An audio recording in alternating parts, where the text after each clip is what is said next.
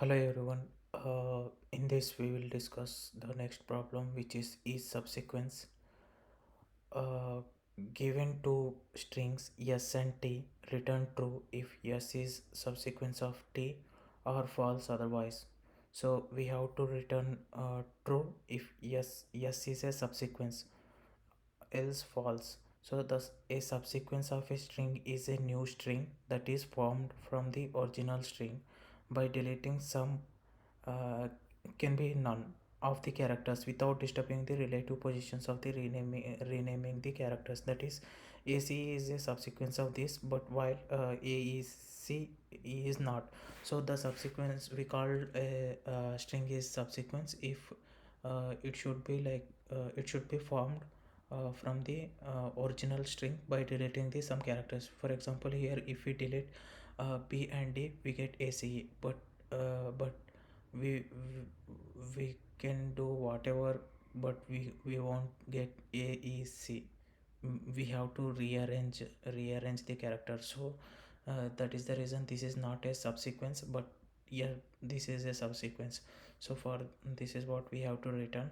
So we will be given two strings, so yes and t.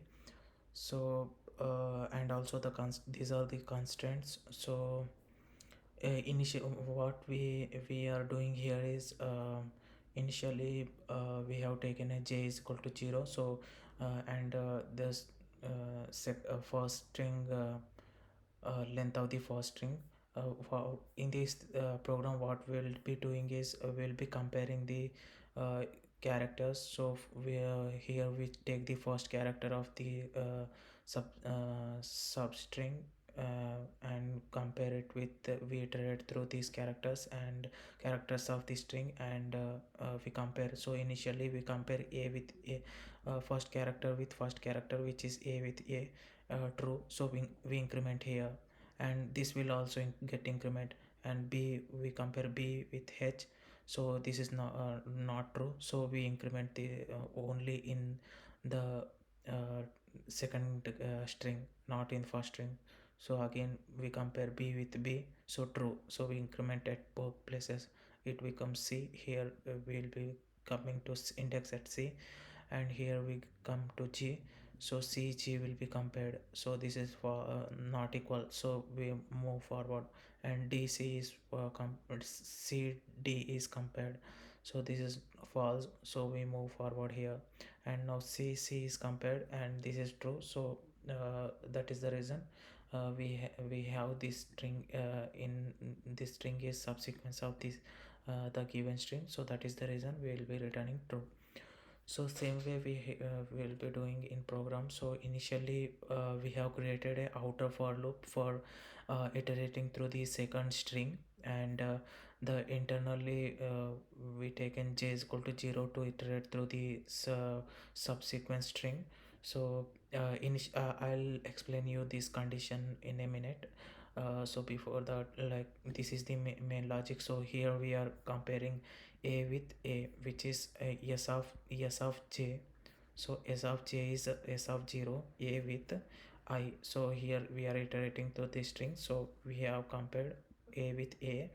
This is true, so j becomes j plus plus, so which is j becomes 1. And in next iteration again we compare b with h. This is false, so it will not go inside if condition, and this will get incremented. And then b will get compared with b and true. And this is how it will work.